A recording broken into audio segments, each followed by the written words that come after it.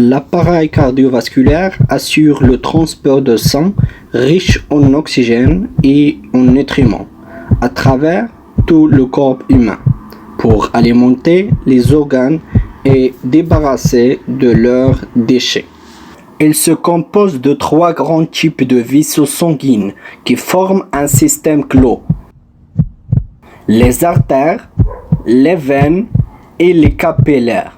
Ces 3 types de vaisseaux composent d'un ensemble de 100 000 km de long à travers tout le corps. Une artère transporte le sang du corps vers les organes. Les veines, à l'inverse, transportent le sang des organes vers le cœur. L'artère est donc un vaisseau partant du cœur. La veine, un vaisseau arrivant du cœur. Tous les organes sont richement irrigués, c'est-à-dire une multitude de petits vaisseaux. Elles parcourent, ce sont les capillaires.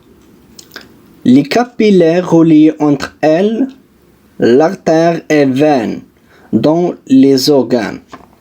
C'est donc au niveau de ces vaisseaux très fins que les échanges se font entre le sang qui apporte le nutriment et le dioxygène, et les organes qui se débarrassent le dioxyde de carbone et d'autres déchets. Plus un organe est actif, plus l'apport de sang et les échanges sont importants. Les échanges ne sont possibles que parce que le sang circule en permanence dans les vaisseaux en sens unique et les met en mouvement par le cœur qui fonctionne comme une pompe. Ce moteur de la circulation sanguine est un muscle creux et cloisonné. À chaque contraction, il propulse le sang dans les artères. Le corps possède 4 cavités avec un côté droit et un côté gauche, composés chacun d'un oreillette et d'un ventricule. Le côté droit reçoit le sang pauvre en oxygène.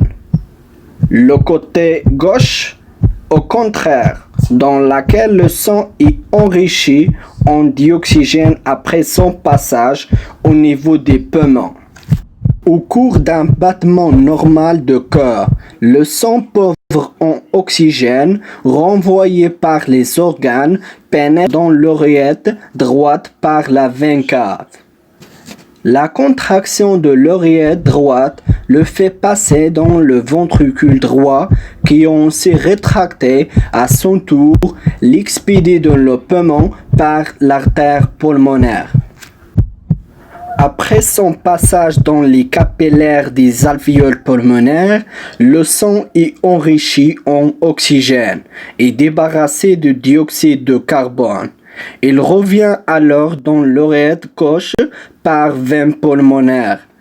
La contraction de l'oreillette gauche le pousse dans le ventricule gauche qui le propulse lui-même dans l'artère aorte, qui peut être distribuée dans les artères de l'ensemble du corps. Ce cycle vital pour l'organisme humain se répète à l'infini.